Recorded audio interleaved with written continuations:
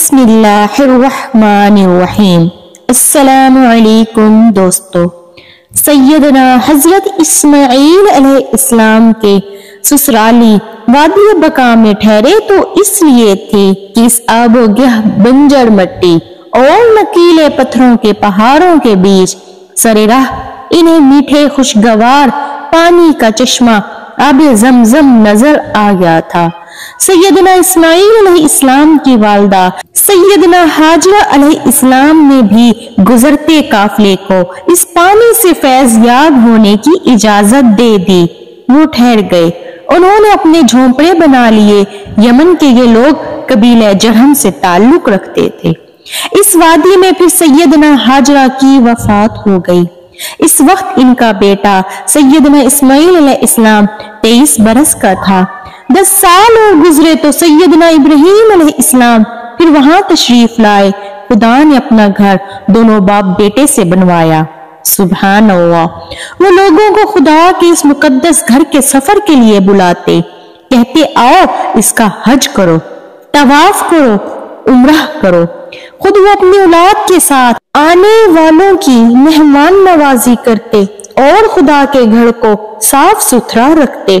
دور دراز سے دبلی پتلی تھکی ہوئی اونٹنیوں پہ اس گھر کی عبادت کے لیے آنے والوں کو کھلانا پلانا، مہمان نوازی کرنا حضرت سیدنا اسماعیل علیہ السلام کی ذمہ داری تھی۔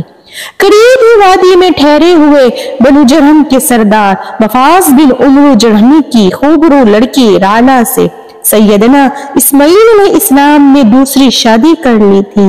اسی شادی سے ان کے 12 لڑکے اور ایک لڑکی کی ولادت ہوئی۔ وہ جو کل تک بے سر و سامان، کمزور، نحیف ایڑیاں رگڑتے ہوئے شیر خوار اس وادی بقا میں لائے گئے تھے، اب ایک مضبوط قبیلے کے سربراہ تھے۔ بڑا بیٹا نیابت تھا، دوسرا کیدار تھا، کچھ اسے کیدر بھی کہتے ہیں۔ کیدار بن اسماعیل علیہ السلام سے آقا صلی اللہ علیہ وآلہ وسلم کا سلسلہ نسب چلا۔ بیٹی ایک ہی تھی، نسمہ۔ یہ شاید سیدنا ابراہیم علیہ السلام کا حکم تھا۔ یہ دونوں بھائی اسماعیل علیہ السلام اور حضرت اسحاق علیہ السلام کی خواہش کے سیدنا اسماعیل کی اس کی بیٹی کو بیاہنے کے لیے سیدنا اسحاق علیہ السلام فلسطین سے اپنے بیٹے عیسو کو اس وادی میں لے کر آئے۔ نسمہ اور عیسو کی شادی ہو گئی۔ عیسو نسمہ کو لے کر اپنے کنبے کے پاس فلسطین لے گیا اور اس جوڑے کی اولاد سے فلسطین میں روم، فارس اور اشبان نام کے بچے پیدا ہوئے۔ بچے تو حضرت اسماعیل علیہ السلام کے بھی بہت ہوئے۔ تھوڑے ہی برسوں میں وادی بقا میں سیدنا اسماعیل علیہ السلام کی اولاد پھیل گئی۔ ان سب بیٹوں نے عموماً شادیاں پاس رکے ہوئے اپنے ابا سیدنا اسماعیل علیہ السلام کے سسرالی قبیلے بنو جرہم کی لڑکیوں سے کی۔ بنو جرہم عرب کے جنوبی سرسبز خوشحال علاقے یمن سے سیل ارم کے ٹوٹنے کے بعد عرب کے علاقوں میں مارے پھرتے تھے۔ بنو جرہم کو مکہ راس آ گیا۔ خدا کا گھر ادھر دور تھا، دور دور سے لوگ اس گھر کی زیارت کے لیے اونٹنیوں پر چڑھ کر آتے تھے۔ پھر اس جگہ سے کئی طرف راستے جاتے تھے، تجارتی سفر کی بھی وہ راہ تھی۔ دھیرے دھیرے یمن سے آئی جو بنی جرہم کی آبادی اولاد اسماعیل علیہ السلام سے زیادہ ہو گئی۔ اولاد اسماعیل علیہ السلام سے رشتہ داری کی وجہ سے بھی وہ انہیں اپنا ہی قبیلہ سمجھنے لگے۔ بنو جرہم کے سارے ماموں بنی اسماعیل کو داماد سمجھے بیٹھے تھے۔ تھوڑے ہی دنوں میں بنو جرہم نے کعبے کی دیکھ بھال کی ذمہ داری بھی اپنے ہاتھ میں لے لی۔ اب وہ جسے چاہتے انہیں کعبے کی زیارت کرنے دیتے، آنے والوں پہ ٹیکس لگا دیتے۔ ان کا کاروبار سنور گیا، پیسوں کی فراوانی ہو گئی، اونٹوں بکریوں کے ریوڑ زیادہ ہو گئے۔ پھر آتے جاتے تجارتی مال پہ چنگی انہیں علیحدہ ملتی۔ ان لوگوں کی ہیبت بدل گئی، گردنیں تن گئی، کندھے چوڑے ہو گئے، پیٹ بھاری ہو گئے۔ ایسی کیفیت میں شاید ہی کوئی سوچتا ہو کہ اگر یہ نعمت ہے بھی تو ملی کیسے۔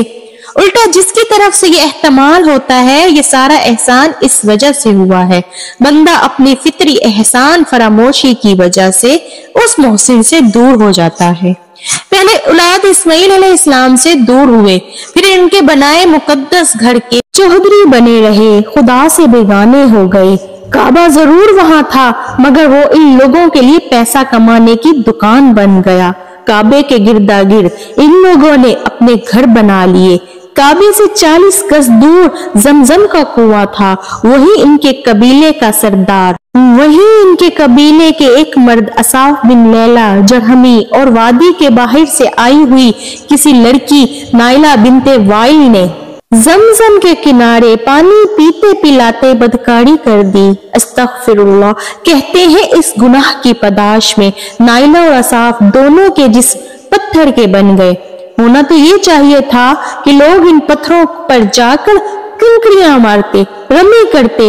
हुआ उल्ट, जरहमियों ने जाकर उन पत्थरों पर चढ़ावे चढ़ाना शुरू कर दिए। अस्तगफिरुल्लाह। जैसे उन्होंने कोई बहुत बड़ा कारनामा सर अंजाम दिया हो। कोई फल ले आता, कोई अपना जानवर लाके वहीं इन दोनों पत्थरों के बीच छुरी लेकर इसे ज़िबह करता। बाहर से आने वाले ज़ायरीन के लिए भी ये तरफा तमाशा था। वो भी यही करते जो यहाँ किया जाता। उल्टा इन बदकार पत्थरों की मजीद इज्जत अफजाई के लिए उन्होंने नाइला को हरम के अंदर ही खाने खुदा से कोई 100 गज के फासले पे सफा पहाड़ पर जा रखा कि दूर से नजर आए। असाफ को उठाकर सफा से 204 गज दूर मड़वा की चोटी पे जा सजाया और इन दोनों की पूजा पाठ होने लगी। सालाहा साल ये सिलसिला चलता रहा। बनु खजाया वाले भी सेले अरब के पेशे नजर यमन से सकूत तर करके उधर आ बैठे थे। मक्का की वादी के अंदर तो बनु जरहम और अहले इस्माइल थे, इसीलिए बनु खजानिया मक्का की पहाड़ियों की दहलीज मराजहरान में आ बैठे। हट के दूर बैठने की वजह से भी इनके ग्रोह का नाम खजाया पड़ गया, वरना थे वो भी यमन बनु कजा से। इम्कान है मराजहरान की तरफ से जो ज़ायरीन मक्का के लिए आते तो बनु जरहम की देखा देखी बनु खजाया वाले भी इनसे टैक्स वसूल करते। एक तो ज़ायरीन पे बाढ़ पड़ गया, दूसरा बनु जरहम वाले सीख पा हो गए, भाई तुम कौन हो, हटो जाओ। बातचीत हाथम पाई तक जा पहुंची, फिर बकायदा लड़ाई शुरू हुई। बनु जरहम वाले तादाद में कम थे और बनु खजाया ज्यादा। रह गई औलाद इस्माइल, वो खामोश रहे। दूसरा यूं भी था, बनु खजाया मक्का के बाहर मजाफ में होने की वजह से अंदर रुके हुए बनु जरहम वालों का मुहासरा किए हुए थे। कई दिनों तक लड़ाई होती रही। आखिर बनु जरहम को यकीन हो गया कि इन्हें घेर लिया गया है, बचना है तो निकलना पड़ेगा, वरना सारे मार दिए जाएंगे।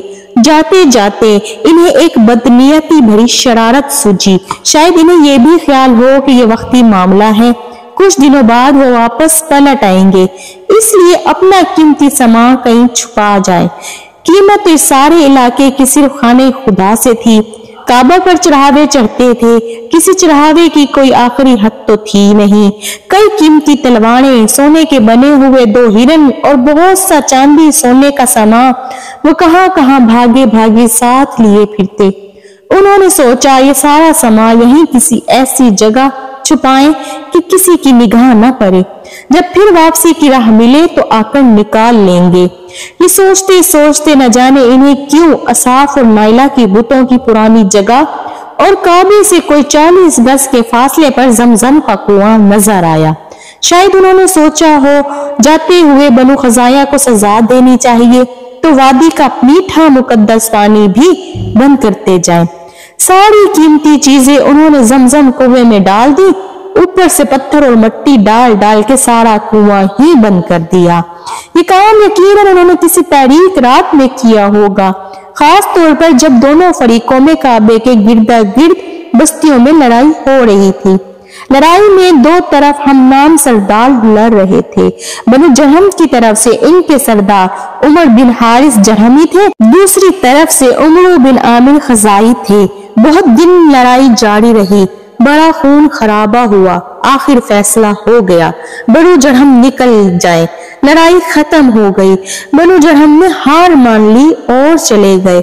बनु खज़ाया जीत गए। वो मक्का के मज़ाफ महाराज रहान से उतर के मक्का के अंदर आ गए, मक्का के मतवली बन गए। इन्हें अपनी जीत पर इतना गुरूर था, साला हसाल था कि इन्हें ख्याल भी नहीं आया कि खाना काबा से 40 कदम पर जो जमजम का कुआं हुआ करता था वो कहाँ गया।